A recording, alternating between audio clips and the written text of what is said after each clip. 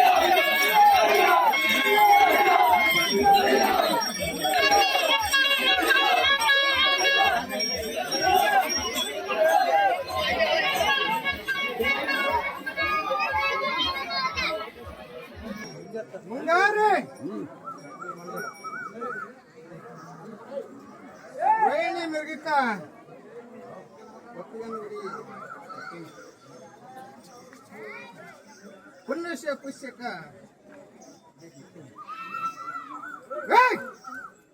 ಸಗರ ಕಟ್ಟೆಗೆ ಹಸಿರು ಈಶಾನ್ಯ ಹಾಕ್ಬೇಕಂದೆ ಶುರು ಮಾಡಿ ಬಂದು ಆಟ ನಿಂತು ಆಗಾರ ಹೋಗೋದು ಬೈಲಿ ಮಾಡಿ ನಾಕಣ ಮಳೆ ನಾಕಣ ಮಳೆ ಬಾರಣ ಗಾಳಿ ಹಿಂಗಾರಿ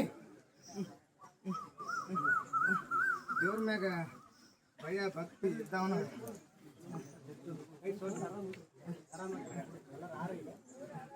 ಒಕ್ಕಲಿಗನ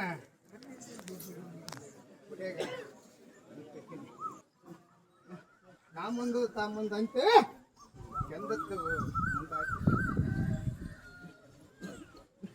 ಕೆಂದತ್ತು ಮುಂದಾಗಿ ಗಂಧತ್ತು ಮುಂದಾದ್ರ ಬೆಳೆಯತ್ತು ಗನ್ನೆತ್ತಿ ನಾಲ್ಕು ದಿಕ್ಕು ನಾಲ್ಕು ಮೂಲಿ ಅದರಲ್ಲಿ ಒಂದು ದೇಶಕ್ಕ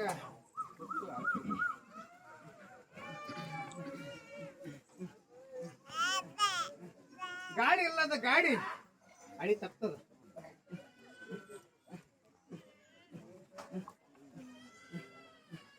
ಧರ್ಮ ಅಧರ್ಮಕ್ಕ ಜಗಳ ನಡೀತೈತಿ, ಅಧರ್ಮ ಮುಂದಾಗ್ತದೆ.